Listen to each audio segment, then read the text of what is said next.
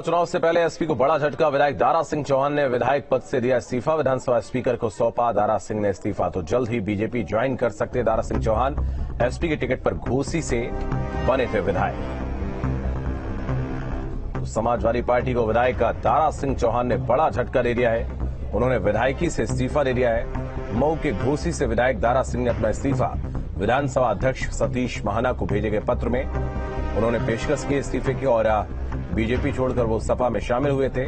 दारा सिंह अभी दिल्ली में है और ऐसी चर्चा है कि वो जल्द ही बीजेपी में लौट सकते हैं। दारा सिंह योगी सरकार में वन एवं पर्यावरण मंत्री रह चुके हैं। 2022 के विधानसभा चुनाव से पहले दारा सिंह को अखिलेश यादव ने समाजवादी पार्टी में शामिल करवाया था।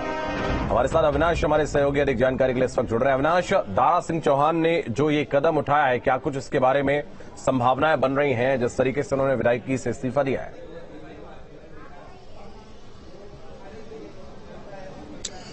शुभम, देखिए 2022 विधानसभा चुनाव से पहले उन्होंने भाजपा छोड़ी थी और भाजपा छोड़ने के बाद वो समाजवादी पार्टी में गए थे। हालांकि तब काफी बवाल भी हुआ था और यही दारा सिंह चौहान हैं जिन्होंने भारतीय जनता पार्टी पर की सरकार पर कई आरोप लगाए थे, चूंकि ये उस ग्रुप का हिस्सा थे जिसमें स्वामी प्रसाद मौर्य हुआ करते थे और इनके साथ और कई दूसरे विधायकों ने भी भाजपा का दामन छोड़ा था।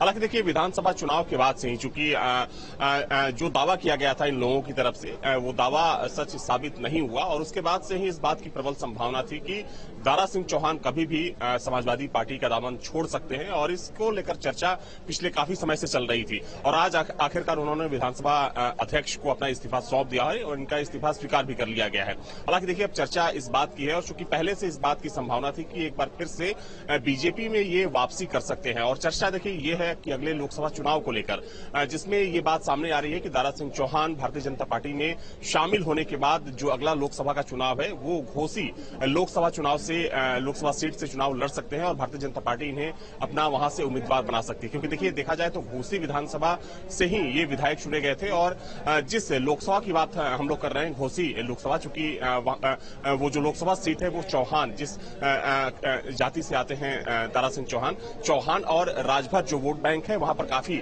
बड़ा वोट बैंक माना जाता है। वैसे में इस बात की चर्चा है कि जल्द ही बीजेपी दारा सिंह चौहान ज्वाइन करेंगे और उसके बाद अगले चुनाव में यानी कि जो 24 में लोकसभा का चुनाव होना है उसमें भारतीय जनता पार्टी दारा सिंह चौहान को अपना वहां से लोकसभा उम्मीदवार बना सकती है। लेकिन देखिए निश्चित तौर पर दारा सिंह चौहान की जाने से कहीं ना कहीं उस बेल्ट में अगर हम मऊ बलिया की बात करें जहां पर जो चौहान वोट बैंक है काफी प्रभावी माना जाता है। कई ऐसी विधानसभा सीटें हैं, कई ऐसी लोकसभा सीटें हैं जहां पर एक मुश्त जो चौहान वोट है वो वहां पर काफी असर छोड़ता है। तो माना जा रहा है कहीं ना कहीं दारा सिंह चौहान के सपा छोड़ने से वहां पर समाजवादी पार्टी को नुकसान उठाना पड़ सकता है। और देखिए सबसे महत्वपूर्ण बात यह है कि चूंकि भाजपा अगले चुनाव में कोई भी रिस्क नहीं लेना चाहती है, चाहे हम कास्ट फैक्टर की बात करें या फिर जो दूसरे जो वोटों के लिहाज से जो समीकरण होते हैं उन तमाम समीकरणों को बीजेपी साधने की कोशिश कर रही है। वैसे में ये अब माना जा रहा है और इस बात की प्रबल संभावना है कि जल्द ही दारा सिंह चौहान सपा का दामन छोड़ने के बाद भारतीय जनता पार्टी में एक बार फिर से वापसी करने वाले हैं। अविनाश, अगर हम देखें दारा सिंह चौहान जिस तरीके से चुनाव से ठीक पहले गए थे समाजवादी पार्टी के अंदर, कहा जा रहा था कि एक बड़ा वोट बैंक लेकर साथ में जा रहे हैं। ऐसा हालांकि हो नहीं पाया था लेकिन अपनी सीट जीतने में जरूर कामयाब हुए थे। उनके वापस बीजेपी में जुड़ने से क्या कुछ फर्क पड़ने वाला है उस क्षेत्र में?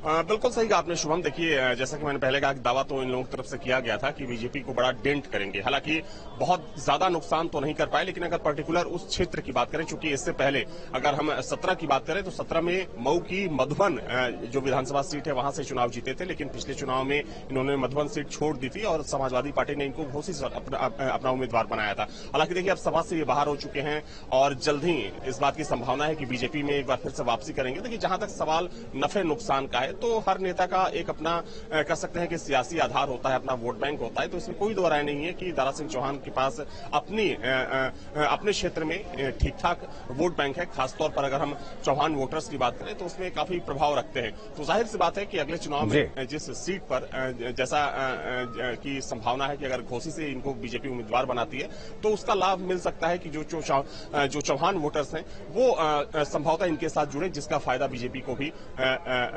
मिल सकता है। जी ठीक है अविनाश, बहुत धन्यवाद आपका हमारे साथ जुड़ने के लिए, तमाम जानकारी के लिए बहुत शुक्रिया। बढ़ते आगे एक और बड़ी खबर, हेट स्पीच मामले में आजम खान को बड़ा झटका। रामपुर एमपी एमएलए कोर्ट ने दोषी दिया